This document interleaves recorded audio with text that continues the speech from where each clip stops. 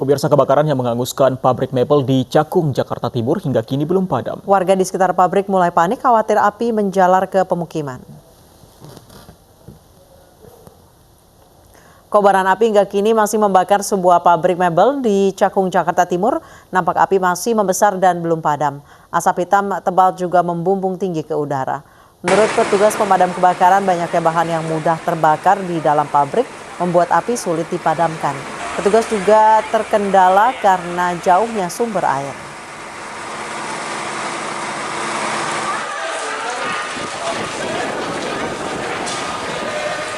Sementara warga yang bermukim di sekitar pabrik dan warga rusun kilometer 2 Cakung Barat mulai panik. Mereka khawatir api akan menjalar ke pemukiman karena belum bisa dipadamkan. Kebakaran terjadi sejak pukul 12 siang.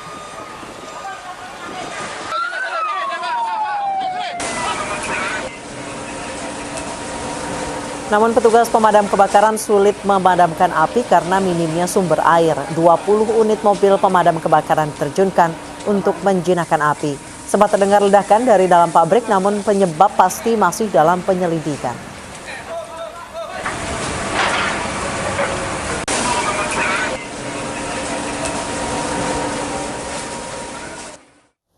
Pemirsa, mulai 10 Agustus besok, polisi akan menindak pelanggar aturan ganjil genap di 25 ruas jalan di Ibu Kota Jakarta. Sebelumnya, sosialisasi penerapan ganjil genap telah digelar setelah 3 bulan ditiadakan. Setelah kurang lebih 3 bulan dibekukan, aturan ganjil genap di DKI Jakarta resmi diberlakukan. Setelah sosialisasi mulai 10 Agustus besok, pelanggar akan kena gulung alias tilang. Pemprov DKI menganggap ganjil genap kembali berlaku sebagai emergency brake atau kebijakan rem mendadak demi perang terhadap corona yang kian menggila di ibu kota. Dalil bagi Pemprov, kendaraan dikurangi agar perkantoran benar-benar menerapkan hanya 50% karyawan masuk dan sisanya bekerja dari rumah atau work from home. Upaya Pemprov DKI Jakarta untuk tetap menjaga agar tidak terjadi kepadatan di perkantoran ataupun di pusat-pusat kegiatan itu seolah-olah belum efektif berjalan. Dan di dalam Pergub 51 juga sudah disebutkan bahwa dalam situasi tertentu ada 2 emergency brake yang bisa diterapkan oleh Pemprov DKI Jakarta. Salah satunya adalah ganjil genap. Pemberlakuan ganjil genap sebagai rem darurat penyebaran virus corona justru banyak menuai kritik. Menurut pengamat kebijakan publik Trubus Rahadiansah, alih-alih membuat perkantoran menerapkan kembali karyawan bekerja dari rumah, tapi efeknya justru bisa timbul penumpukan penumpang di transportasi publik seperti kereta api atau Transjakarta. Ini bisa terjadi jika pengawasan perkantoran sekedar slogan. Memang khusus Transjakarta, Pemprov DKI Jakarta akan menormalkan operasionalnya, mengantisipasi penumpukan. Sementara MRT akan beroperasi mulai pukul 5 subuh hingga 10 malam sebagai akibat berlakunya kembali ganjil genap. Meski rencananya ganjil genap akan diberlakukan 24 jam, namun mulai 10 Agustus 2020, ganjil genap dengan sistem tilang berlaku di 25 ruas jalan ibu kota, dari Senin hingga Jumat, pukul 6 hingga pukul 10, dan pukul 16 hingga pukul 21 waktu Indonesia Barat. Tim Liputan iNews melaporkan. Ya, pemirsa, pemerintah Provinsi DKI Jakarta berencana memberlakukan ganjil genap selama 24 jam. Penindakan pelanggaran ganjil genap juga akan diberlakukan besok. Lalu apa dampaknya bagi masyarakat? Kami akan membahasnya bersama Wakil Direktur Lalu Lintas Polda Metro Jaya, AKBP Hari Purnomo, dan juga pengamat transportasi Azas Tigor Nenggolan. Kami juga sudah mencoba menghubungi Kepala Dinas Perhubungan DKI Jakarta, Syafrin Liputo, namun belum ada jawaban dari yang bersangkutan. Saya sapa Bang Azas dan juga Pak Hari. Selamat sore, Bapak-bapak. Selamat sore, Pak Hari. Saya ke Pak Hari dulu. Pak Hari, ada evaluasi seperti apa seminggu setelah penerapan ganjil genap kembali diberlakukan? Ya, baik. Selamat sore semuanya. Jadi, sepekan kita melaksanakan kegiatan sosialisasi terkait penerapan kembali sistem ganjil genap dari mulai hari Senin kemarin hingga hari ini. Dan insya Allah besok kita akan segera melakukan penindakan dengan sistem tilang. Dari hari pertama hingga hari ketiga itu mengalami peningkatan pelanggar. Namun demikian, masuk ke hari 4, pelanggar ganjil genap itu menurun. Dan hari kelima pun juga menurun. Artinya bahwa hampir mayoritas masyarakat Jakarta itu sudah mengetahui bahwa pemberlakuan kembali sistem ganjil genap itu sudah diberlakukan. Oleh karena itu, besok hari Senin tanggal 10 Agustus 2020 kita akan menerapkan penindakan dengan tilang, baik itu tilang secara manual maupun dengan kamera ETLE. Baik, Pak Hari, dari beberapa pelanggar ganjil genap selama sepekan yang lalu, kira-kira apa alasan mereka melanggar aturan ganjil genap ini? Apakah karena takut menggunakan kendaraan umum karena masih pandemi darurat COVID-19? Beberapa laporan yang saya terima dari anggota-anggota saya yang ada di lapangan, sebagian besar mereka karena ketidaktahuan adanya ganjil genap. Kemudian yang kedua karena ini masih tahap sosialisasi, sehingga mereka menganggap paling hanya sekedar ditegur saja. Begitu, Pak. Baik, tidak ada yang alasannya karena takut naik kendaraan umum? Sejauh ini tidak ada. Jadi anggota saya tidak ada yang menyampaikan seperti itu. Baik. Saya ke Bang Azaz Tigor. Bang Azaz, tanggapan Anda terkait diberlakukannya ganjil genap setelah 3 bulan ditiadakan, sementara pandemi belum menunjukkan tanda-tanda penurunan, bahkan first wave, second wave aja nggak jelas. Ya, pendapat saya tetap sama, Anissa, ya, dengan yang minggu lalu di acara ini juga, bahwa penerapan ganjil genap pada masa pandemi di Jakarta ini kurang tepat. Ya, pertama karena ini kan strategi atau cara yang dibuat untuk pada masa sebelum pandemi ganjil genap ini, ya, jadi masa normal. Itu pertama. Kedua, lagi-lagi saya katakan bahwa ganjil genap ini untuk mengendalikan penggunaan kendaraan bermotor pribadi. Ya, sementara yang diperlukan kalau melihat situasi penyebaran COVID-19 di Jakarta adalah bagaimana mengendalikan pergerakan orang agar tidak terjadi pergerakan penyebaran COVID-19. Jadi nggak pas. Nah, kenapa saya katakan nggak pas? Harusnya yang dilakukan adalah bukan ganjil genap, tapi bagaimana melaksanakan Pergub 51, ya, terutama untuk mengawasi perkantoran-perkantoran yang saat ini banyak melanggar Pergub 51. Ya, melanggarnya di mana? Harusnya pekerjanya hanya 50%, selainnya work from home, itu sudah nggak jalan. Semua sudah berebut 100% yang bekerja. Nah, ini soal. Nah, yang ketiga, masyarakat itu belum percaya menggunakan angkutan umum yang sekarang. Karena belum ada jaminan. Saya mau tanya dulu pada Pemprov, berani nggak menjamin angkutan umum yang di Jakarta ini, yang ke Jakarta ini sehat? Itu soal. Berani nggak kalau kita naik menggunakan layanan angkutan umum atau transportasi publik di Jakarta itu sehat? Gitu loh. Artinya juga memenuhi protokol kesehatan atau tidak juga? Itu soal. Itu yang harus dijawab juga, itu oleh pemerintah Provinsi DKI Jakarta.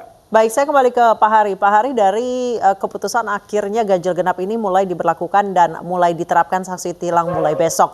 Sejauh ini koordinasi dengan kepala dinas atau dengan dinas perhubungan seperti apa, mengingat saat ini situasinya masih pandemi? Tidak khawatirkah bahwa kendaraan umum ini akan menambah klaster baru?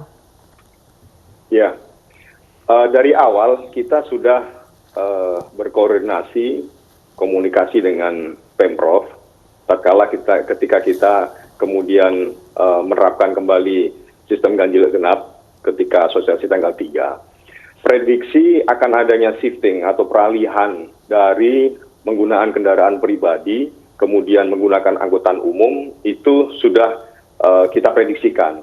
Oleh karenanya kemarin dari Dinas Perhubungan juga sudah menyampaikan hal yang demikian ini sudah diantisipasi. Bagaimana angkutan umum yang sehat, menerapkan protokol kesehatan yang ketat, dan bahkan armada-armada angkutan umum itu sudah ditambah. Saya dengar di Transjakarta itu kalau tidak salah 25% dia akan menambah armadanya. Termasuk KRL pun juga demikian. Artinya kita sudah mengantisipasinya. Demikian, Mbak. Baik, saya kembali ke Bang Azaz. Bang Azaz, dengan menambah armada, menambah jam perjalanan, apakah efektif kemudian bisa mengurangi angka pertambahan positif COVID-19 di Jakarta? Ya, kalau lihat di lapangan gitu ya, pada hari Senin lalu sama Selasa lalu itu penumpukannya di stasiun tuh tinggi sekali loh, di stasiun kereta Bogor itu, Anissa. ya. Artinya kan orang yang masuk ke stasiun itu tidak langsung serta-merta bisa mengakses ke gerbong kan. Ada proses terjadinya penumpukan di sana yang harus diperhitungkan. Begitu juga di Transjakarta. Ada proses atau butuh waktu. Nah, ini yang tidak diantisipasi. Ya, ini yang lolos begitu loh.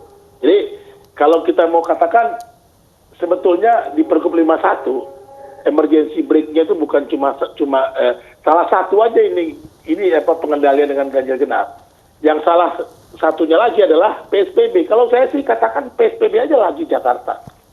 Karena mengerikan loh sekarang ini Jakarta penyebarannya gitu loh.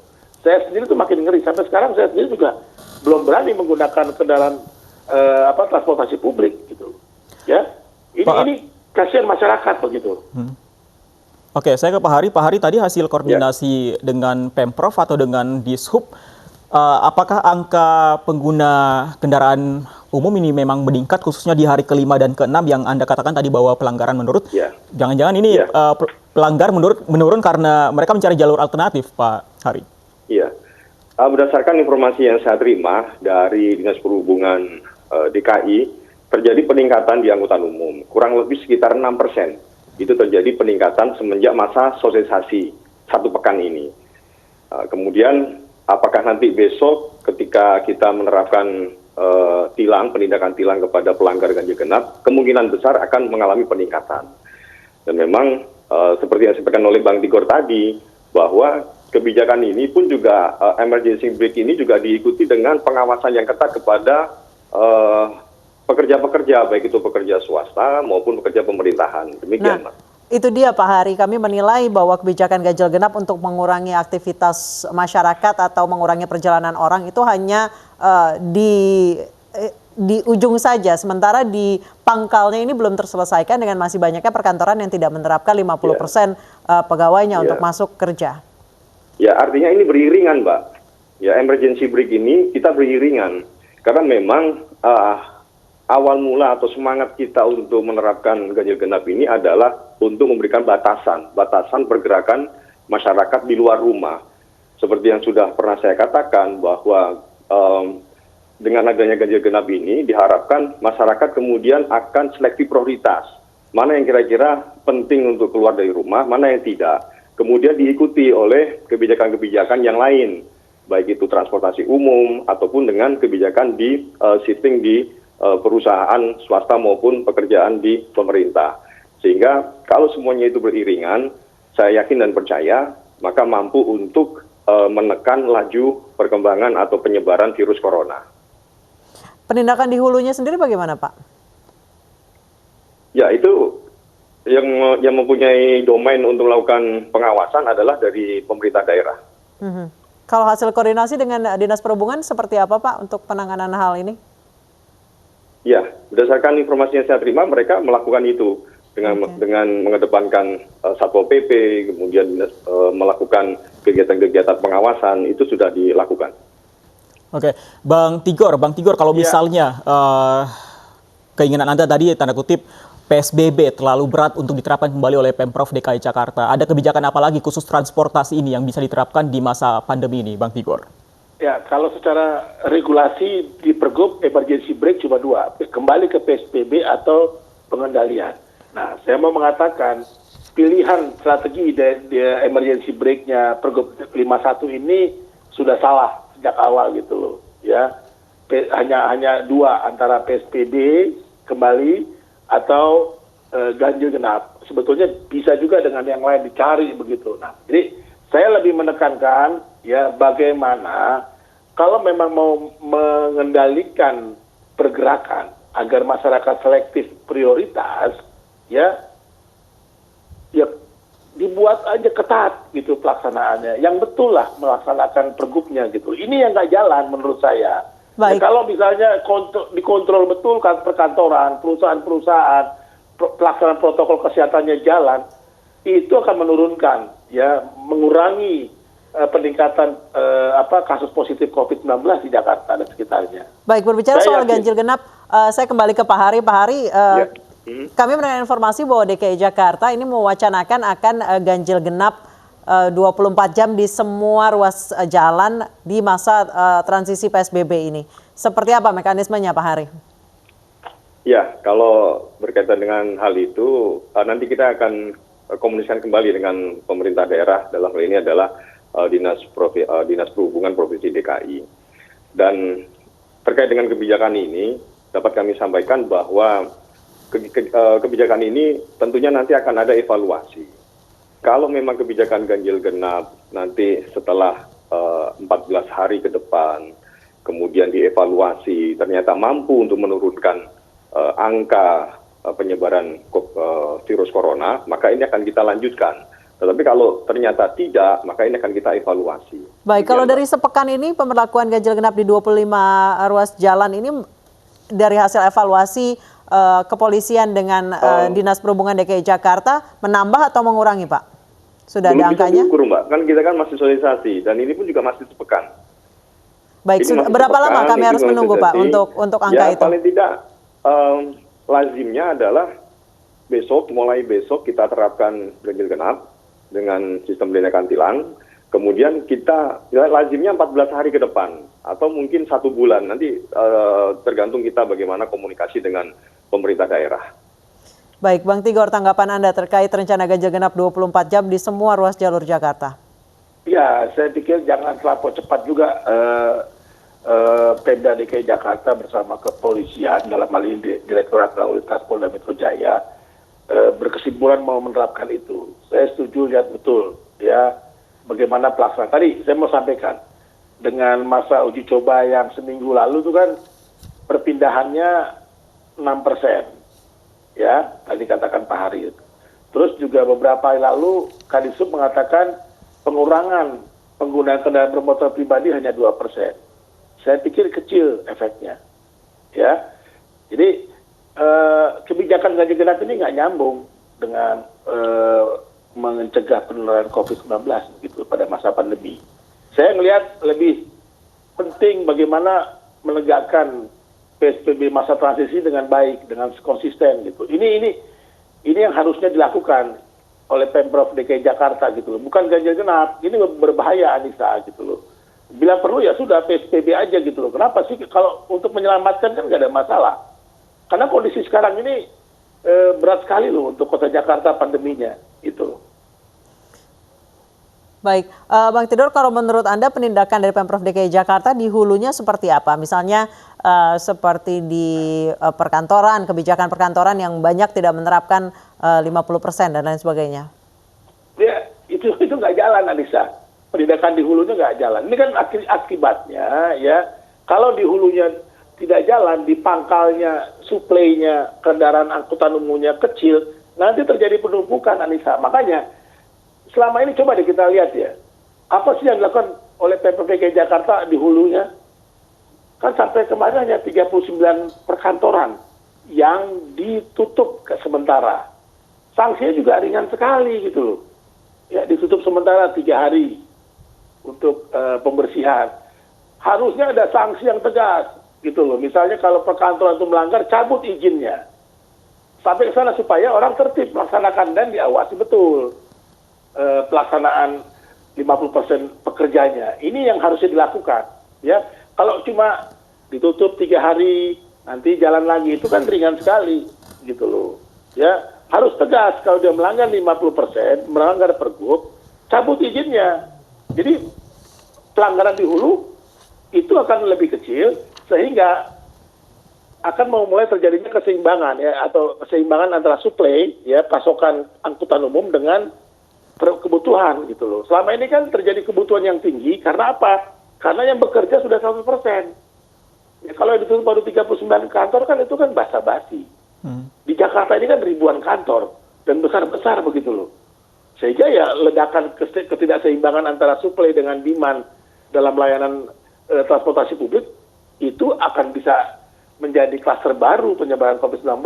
Baik. Mungkin dua minggu ke depan. Baik, Bang Tigor, kita akan tunggu nanti evaluasi selanjutnya, kemudian kebijakan apa yang akan diambil nantinya kita tunggu saja. Terima kasih Bang Azaz Tigor Nainggolan dan juga AKBP Hari Purnomo. Terima kasih, selamat sore Bapak-Bapak. Sama-sama, makasih.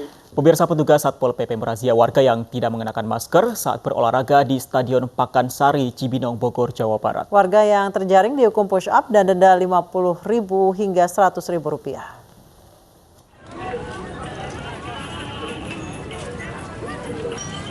Inilah kepadatan yang terjadi setiap akhir pekan di Stadion Pakansari, Cibinong, Bogor, Jawa Barat. Stadion Pakansari menjadi kawasan rawan penularan COVID-19 karena banyak warga yang mengabaikan jaga jarak fisik dan tidak mengenakan masker. Petugas Satpol PP Kabupaten Bogor merazia warga yang tidak mengenakan masker saat berolahraga.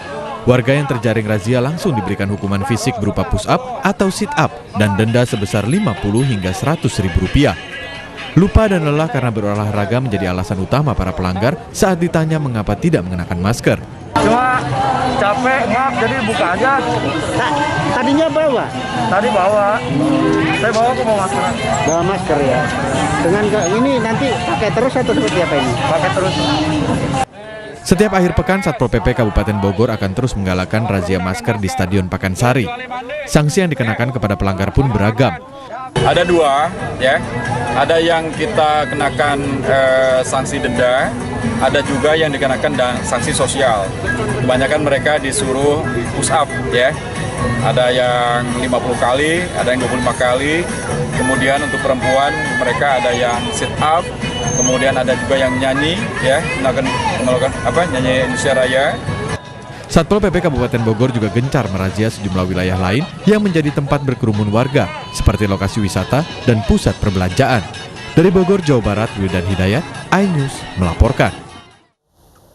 Dinas Penanggulangan Kebakaran dan Penyelamatan DKI Jakarta menyemprot komplek MPR DPR dengan cairan disinfektan. Penyemprotan untuk mencegah penyebaran virus corona menjelang digelarnya agenda sidang tahunan kenegaraan 14 Agustus mendatang. Buset, udah coy, santai coy. 54 personil dari Dinas Penanggulangan Kebakaran dan Penyelamatan DKI menyemprot komplek MPR DPR RI dengan cairan disinfektan. Penyemprotan disinfektan khusus di area luar gedung dengan menggunakan 7 unit mobil pompa dan 9 alat penyemprot. Menurut Sekjen DPR RI, sterilisasi area gedung MPR DPR sebagai langkah pencegahan penyebaran virus corona jelang agenda sidang tahunan kenegaraan 14 Agustus mendatang. COVID ini saat ini kan sudah menyebar banyak ke perkantoran-perkantoran ya, baik kantoran pemerintah maupun swasta gitu. Nah, ini adalah salah satu ikhtiar kami, upaya kami, karena pada tanggal 14 Agustus minggu depan ini akan ada perhelatan yaitu pidato sidang tahunan kenegaraan, kemudian sidang bersama DPR, DPD, dan siangnya akan dilanjutkan oleh nota APBN pemerintah untuk